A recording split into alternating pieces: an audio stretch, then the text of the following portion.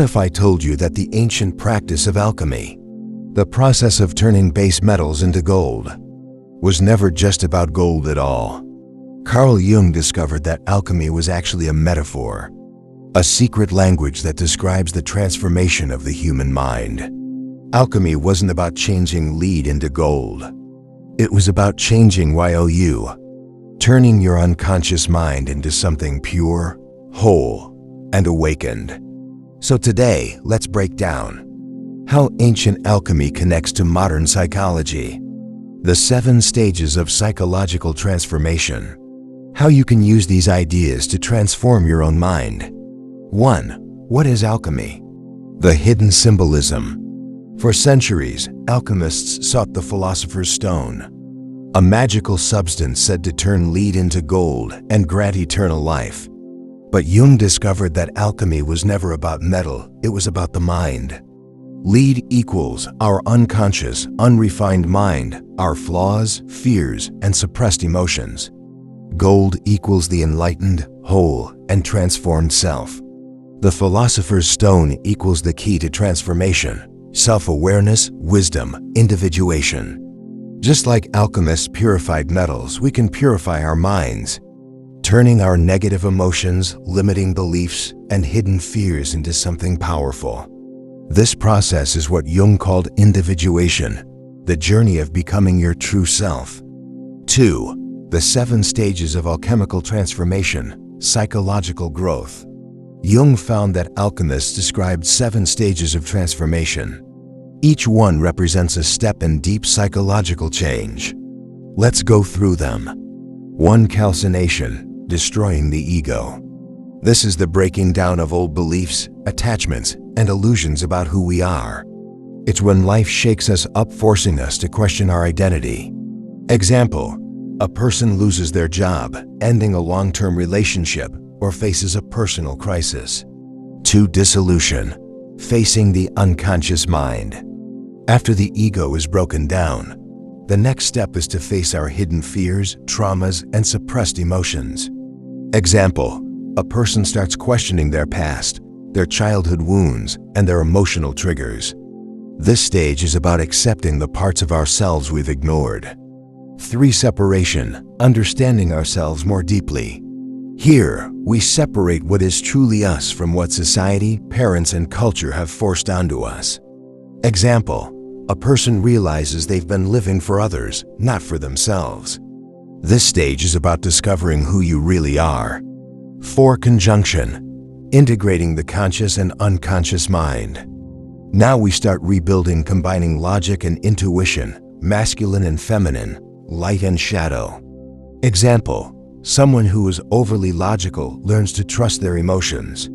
Example: someone who is too passive learns to set boundaries. 5. Fermentation. The birth of a new self. This is the moment of deep insight, awakening, or personal breakthrough. Something new is born inside you. Example: a person has a powerful realization about their life purpose. Example: someone experiences a deep spiritual awakening. 6. Distillation. Refining your growth. Here, we test our new understanding. We face challenges that refine us further. Example: a person who thought they healed their trauma faces a test. Do they react the same way, or have they truly changed? 7. Coagulation. Becoming the true self, the gold stage. This is the final stage where transformation is complete. You are no longer bound by fears, ego, or past conditioning. You become your highest, truest self. Example: a person finally feels free, whole, and deeply connected to their true nature. 3. How to use alchemy in your own life. If you're going through struggles, doubts, or deep self-discovery, you're already on the alchemical path. Here's how to use Jungian alchemy for your personal transformation. Step 1. Identify where you are in the process. Ask yourself, am I breaking old beliefs, calcination? Am I facing hidden fears, dissolution? Am I rebuilding a new identity, conjunction? Knowing where you are helps you move forward. Step 2. Embrace the inner work. Instead of resisting challenges, See them as part of your transformation. Next time you feel like life is breaking you down, remember, fire doesn't destroy gold, it purifies it.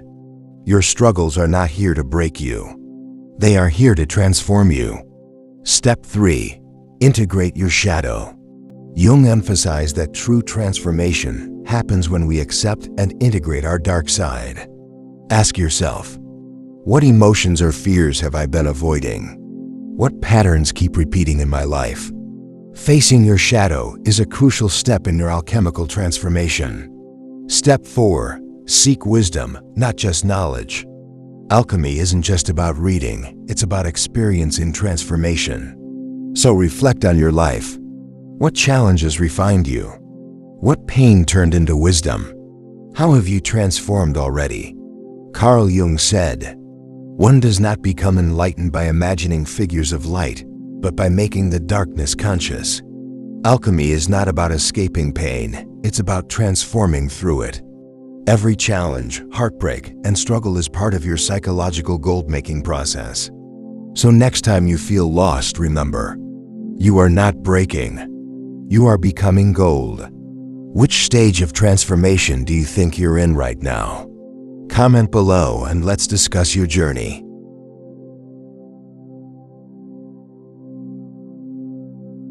What if psychology and spirituality were not opposites, but two sides of the same coin?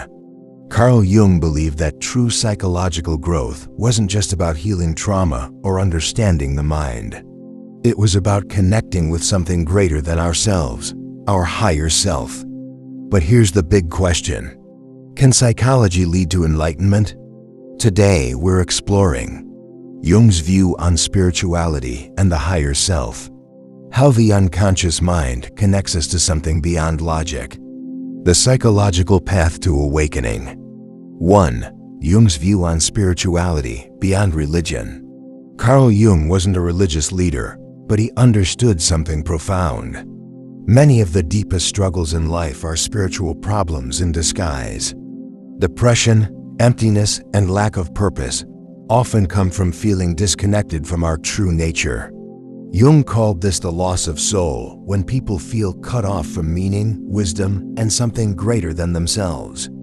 Example: a successful businessman who has everything: money, status, power, yet feels completely empty inside. Why? Because he has achieved material success, but ignored his spiritual self. Jung believed that true healing requires more than just therapy. It requires a reconnection with the higher self, the part of us that seeks wisdom, purpose, and transcendence. 2. The higher self, the true you beyond the ego. In Jungian psychology, the higher self is the truest, deepest version of you. Not the ego, not the conditioned mind, but the divine spark within. Jung found that across different cultures, this higher part of the psyche appears as the wise old man, like a guru, mentor, or spiritual guide. The divine child, pure potential, the awakened soul. The inner light, a feeling of deep knowing and peace. Unlike the ego, which is focused on control, fear, and identity, the higher self is about truth, wisdom, and connection to something greater. This is why so many mystical traditions and spiritual paths align with Jung's ideas. They all describe a process of letting go of the ego to reach something higher. 3. The unconscious mind, the gateway to spiritual awakening. Jung discovered that spiritual experiences often come from the unconscious mind. Think about dreams, visions, or deep meditative states. These are moments when the unconscious reveals something profound to us. Example: a person having a dream of a bright light guiding them toward a new path in life. Example: a near-death experience where someone feels a deep sense of peace and interconnectedness. Jung called these moments numinous experiences, powerful, mysterious encounters with the unknown. He believed they were signs that the unconscious was guiding us towards spiritual growth. This is why symbolism, mythology, and mysticism play such a huge role in our journey. They are not just fantasies, they are messages from the deeper parts of our psyche. 4. Individuation, the psychological path to enlightenment. Jung believed that psychology can lead to enlightenment, but only if we go through a process he called individuation.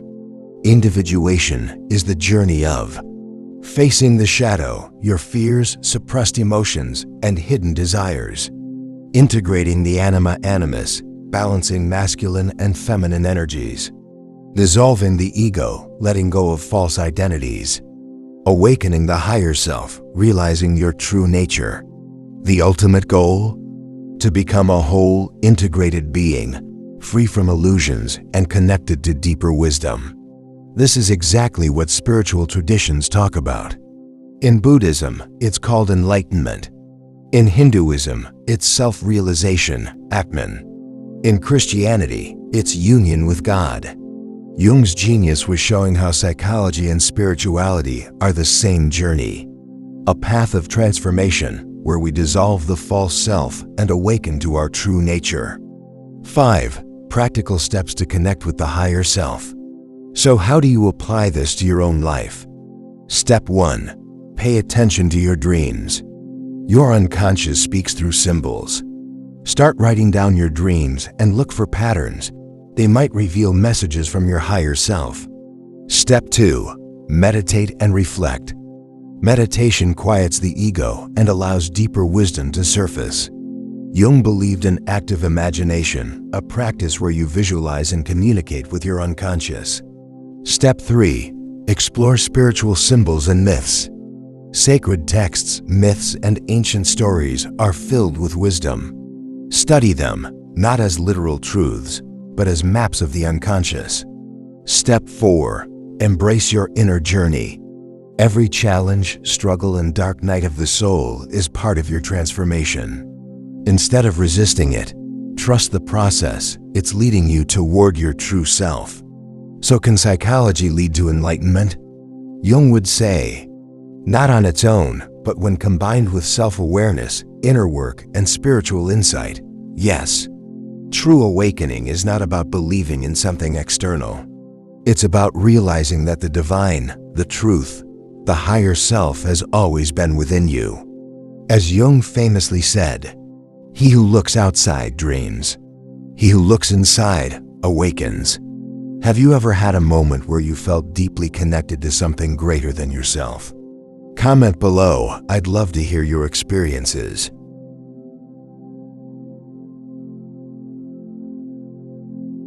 Have you ever felt lost, uncertain, or in need of deep wisdom, only to have the right advice come at the perfect moment? Carl Jung believed that this wisdom isn't random. It comes from a hidden guide within us, the wise old man or inner mentor. But what exactly is this figure, and how can we connect with it? Let's explore what the wise old man archetype is, how it appears in myths, movies, and real life, how to find your own inner mentor. 1. What is the wise old man archetype? In Jungian psychology, the wise old man represents deep wisdom, intuition, and inner guidance. It is the part of you that knows more than your logical mind, the part that speaks through intuition, symbols, and deep insights. Jung believed that throughout history, this archetype appears in different forms. The guru who guides you to self-realization, the old sage who appears in myths and fairy tales, the inner voice that offers deep wisdom during difficult times. This archetype is not just about age. Even young people can be wise, and even old people can lack wisdom. It's about inner knowing, a connection to something greater than personal experience. 2. The wise old man in myths and stories. Jung noticed that in every culture, stories have a wise mentor who helps the hero. This mentor doesn't fight battles, but gives the hero knowledge and direction. Gandalf, the Lord of the Rings, the old wizard who guides Frodo on his quest. Dumbledore, Harry Potter, the wise headmaster who teaches deep lessons. Yoda, Star Wars, the mystical teacher who helps Luke Skywalker grow. Krishna, the Bhagavad Gita, the divine guide giving wisdom to Arjuna. Socrates, the philosopher who didn't give direct answers but helped people think deeply. The pattern is always the same. A hero is lost, gives the wise mentor appears, gives the hero is guided toward transformation. But here's the most important part. This wise guide isn't always external. 3. The inner mentor, the wise guide within. Jung believed that everyone has their own wise old man inside. This is your inner mentor, the voice of wisdom, intuition, and deep knowing. Sometimes it appears in dreams. Sometimes it comes as a sudden insight. Sometimes it speaks through books, experiences, or other people. Example, you're facing a tough decision, feeling stuck, then suddenly, a thought appears. You already know the right answer. Just trust yourself. Example, you have a dream where an old teacher gives you advice that feels profoundly true. Example, you hear a line from a book or movie that deeply resonates and gives you clarity. This is not just imagination, it's your unconscious mind guiding you. But most people ignore it because they are too caught up in fear, doubt, or overthinking. 4. How to connect with your inner mentor. Step 1. Pay attention to dreams and symbols. Jung believed that our unconscious mind speaks through dreams and symbols. If an old teacher, guide, or wise figure appears in your dream, pay attention. It might be your unconscious trying to tell you something. Step 2. Ask yourself, what would my wisest self do? When you feel stuck or confused, imagine yourself as an old, wise version of yourself. Ask, what would my wisest self say to me right now? What advice would I give to my younger self? If I met a 90-year-old version of myself, what wisdom would they share? This simple exercise can reveal deep insights. Step 3. Meditate and listen to the inner voice. Take a few moments of silence. Ask your mind for guidance, then just listen. Often, the first answer that comes is the most intuitive and correct one. Some call this gut instinct. Some call it divine guidance. Jung called it the unconscious speaking to us. Step 4. Study wisdom literature. If you want to awaken your inner mentor, immerse yourself in wisdom. Read books, listen to great thinkers, and expose yourself to deep ideas. Because wisdom is not just gained through age, it is gained through experience and awareness. 5. Why finding inner guidance is so important. Most people spend their lives looking for answers outside of themselves. But the truth is, the wisest, deepest guidance comes from within. Jung believed that true self-discovery happens when we learn to trust this inner wisdom. Not blindly, but by recognizing that we have a deeper intelligence inside us.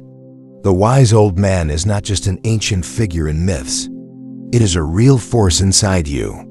The inner mentor is always there, waiting for you to listen. It speaks in whispers, dreams, and quiet insights.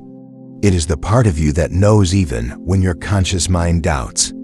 As Jung said, your vision will become clear only when you look into your own heart. Who looks outside, dreams. Who looks inside, awakens. So the next time you feel lost, ask yourself, what would my wisest self tell me right now? The answer may surprise you. Have you ever experienced a moment when wisdom came to you out of nowhere? Maybe a dream, a gut feeling, or an insight that felt deeper than logic. Share your experience in the comments. I'd love to hear your story.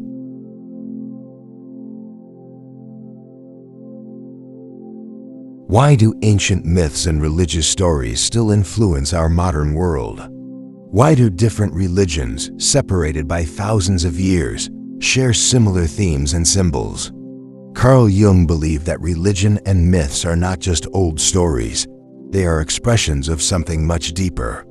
The human unconscious. Let's explore why Jung believed myths and religions are psychologically important, how they reflect universal human experiences, how myths and religious symbols influence our personal and collective psyche.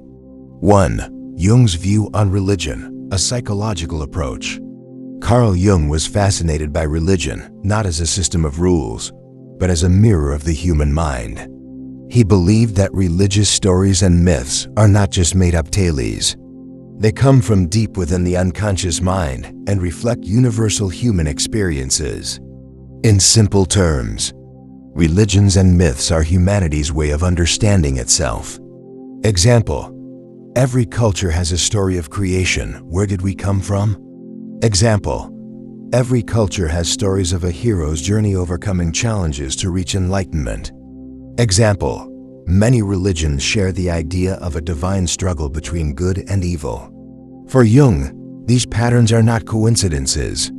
They come from the collective unconscious as a deep layer of the mind that all humans share. 2. Myths as expressions of the collective unconscious. Jung introduced the idea of archetypes, universal symbols that appear across all cultures. Religions and myths are filled with these archetypal figures. The wise old man appears as prophets, gurus, and divine messengers. The hero, found in stories like Krishna, Buddha, Jesus, and Odysseus. The shadow, represented by demons, devils, and dark forces in mythology. The Great Mother, found in figures like Kali, Mother Mary, or Gaia. These symbols repeat across history because they reflect deep truths about human psychology. Jung argued that myths are not just stories. They are the mind's way of processing life, death, transformation, and the unknown. 3. Why do myths and religious stories still influence us? Even in modern times, myths and religious symbols continue to shape our thinking. Why do superhero movies follow the same pattern as ancient myths? Why do we still seek guidance from religious or spiritual figures? Why do certain symbols like the cross, the yin-yang, or the lotus feel deeply meaningful? Jung believed this is because the human psyche does not change quickly. Religious and mythical symbols continue to influence us because they give meaning to life's struggles. They help us understand transformation and growth. They provide a bridge between the conscious and unconscious mind. 4. Jung's view on God, psychological or real. Jung never directly stated whether he believed in a literal God. Instead, he focused on the psychological experience of the divine. For him, God is a symbol of the self, the highest potential of the human mind. Some people experience God as an external reality. Others experience God as an inner presence. Some people seek enlightenment through religion, while others find it through psychology or philosophy. Jung believed that whether God is real or not is not the most important question. What matters is that the idea of God is deeply rooted in the human psyche. Even in atheists, the need for a higher meaning remains strong. This is why even non-religious people still search for purpose, destiny, or higher consciousness. 5. How can we use Jung's ideas today? Understanding Jung's perspective on religion and myths can help us in practical ways. 1. Use myths as a tool for self-discovery. Instead of seeing myths as just stories, ask yourself, what archetypes do I relate to? What symbols appear in my dreams or life? What ancient wisdom can guide me today? 2. Respect all spiritual traditions. Since religious symbols come from the same collective unconscious, no tradition is superior to another. Jung believed that all religions contain psychological truths. 3. Find personal meaning in symbols. A cross, a mandala, or a sacred mantra. These symbols hold power because of the unconscious meaning they carry. By exploring their significance, we can uncover deeper aspects of ourselves. Jung's view on religion and myths teaches us an important lesson. Old stories still shape us because they speak to something eternal within us. Whether we see religion as truth, myth, or psychology, its impact on the human mind cannot be ignored. The ancient stories we tell are not just about gods and heroes. They are about us, our fears, struggles, transformations, and search for meaning. As Jung said, the images of the unconscious place a great responsibility upon a man. Failure to understand them, or a shirking of ethical responsibility, deprives him of his wholeness and imposes a painful fragmentariness on his life. In other words, Myths and religious symbols are a path to understanding ourselves. The more we explore them, the more we awaken to who we truly are. Do you think religious symbols still hold meaning in today's world? Or do you believe myths and ancient stories have lost their power? Comment below, I'd love to hear your thoughts.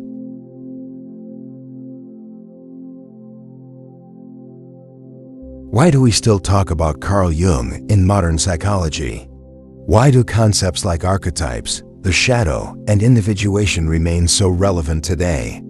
Even though Jung developed his theories in the early 20th century, his ideas continue to shape psychology, therapy, and even pop culture today. From depth psychology to dream analysis, from personal growth to spirituality, Jung's influence can be seen everywhere. Let's explore how Jung's theories transformed psychology, where his ideas show up in modern therapy, self-help, and neuroscience. Why his approach to the unconscious is still valuable today. 1. Jung's influence on depth psychology and the unconscious mind. Before Jung, psychology focused mostly on conscious thoughts and behaviors. Jung took things deeper. He believed that what we think and feel is often influenced by hidden forces in the unconscious mind. This led to the foundation of depth psychology, which explores the unconscious mind and how it shapes our behaviors. How past experiences and suppressed emotions influence us. How symbols, dreams, and myths connect to our psyche. Example: a person may struggle with self-worth, but the real cause might be an unconscious belief formed in childhood. Modern therapy often explores these deep-rooted patterns, a direct influence of Jung's ideas. 2. The shadow: how Jung revolutionized self-understanding. Jung introduced the concept of the shadow, the hidden, rejected parts of ourselves. Modern psychology still uses this concept to help people confront and integrate their darker emotions. Example: when someone constantly judges others, they may be projecting their own hidden insecurities. Example: a person with extreme anger may have suppressed emotions from childhood. Modern therapy techniques like shadow work help people recognize their hidden fears, insecurities, and desires, accept themselves more fully, break patterns of projection and blame. Even today, therapists encourage journaling, dream analysis, and inner dialogue to integrate the shadow. 3. Archetypes in modern therapy, literature, and pop culture. Jung's theory of archetypes, universal symbols found in myths, dreams, and stories has influenced everything from therapy to Hollywood movies. In therapy, therapists use archetypes to help people understand their roles in life, for example, hero, caregiver, trickster. In literature and film, writers use archetypes to create powerful characters. In advertising, brands use archetypal symbols, for example, Nike as the warrior, Apple as the creator.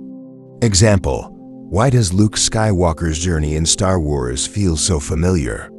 Because it follows the hero's journey, a concept deeply rooted in Jungian archetypes.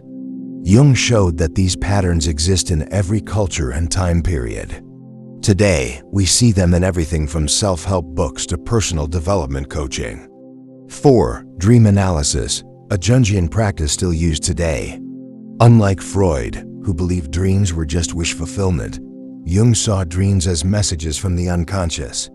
Even in modern psychology, dream analysis is used for understanding emotions we suppress in daily life, discovering hidden fears or desires, finding personal guidance through symbolic messages.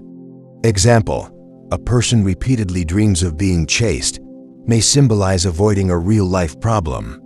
Example: seeing water in a dream may represent deep emotions or transformation. Today, many psychologists encourage clients to keep dream journals to uncover unconscious insights, an approach directly inspired by Jung.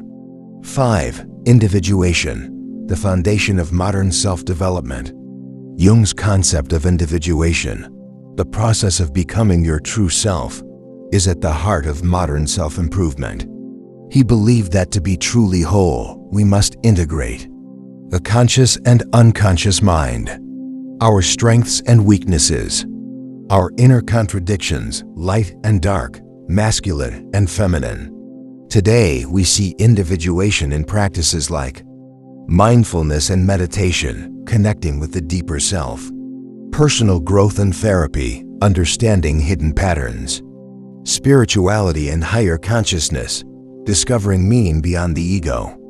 Jung's work bridged psychology and spirituality, showing that mental health isn't just about fixing problems, but about discovering who you really are. 6. Jung's influence on neuroscience and modern research. While Jung's ideas were originally based on observation and philosophy, modern neuroscience is starting to validate his theories. The unconscious mind? Neuroscience now confirms that most of our decisions are made unconsciously. Archetypes? Studies show that people across cultures respond to the same universal symbols in similar ways. Synchronicity, meaningful coincidences? Research on the brain suggests that pattern recognition is a fundamental part of how we perceive reality. Even though Jung wasn't a neuroscientist, his theories continue to inspire modern psychological research. 7. The rise of Jungian therapy and coaching. Jung's influence isn't just limited to academic psychology. His work has inspired entire fields of therapy and personal development. Jungian therapy, a deep, symbolic approach to healing and self-discovery. Shadow work coaching, helping people face and integrate their hidden aspects. Archetypal coaching, using mythic patterns to help people find their life purpose. Even in modern leadership coaching, Jung's principles are used to help people understand their true motivations, navigate personal and professional relationships, tap into intuition and creativity. Jung's holistic approach to psychology makes his work more relevant than ever. Carl Jung's theories revolutionized psychology, but their influence goes far beyond therapy rooms. Even today, his ideas are shaping how we understand the unconscious mind, how we use symbols and myths for self-discovery, how we approach personal growth and mental health. Jung once said, "Until you make the unconscious conscious, it will direct your life and you will call it fate." This is why his work still resonates, because understanding our unconscious is the key to truly knowing ourselves. Which of Jung's ideas do you think is most relevant today? Do you believe psychology should focus more on the unconscious mind? Drop your thoughts in the comments. I'd love to hear what you think.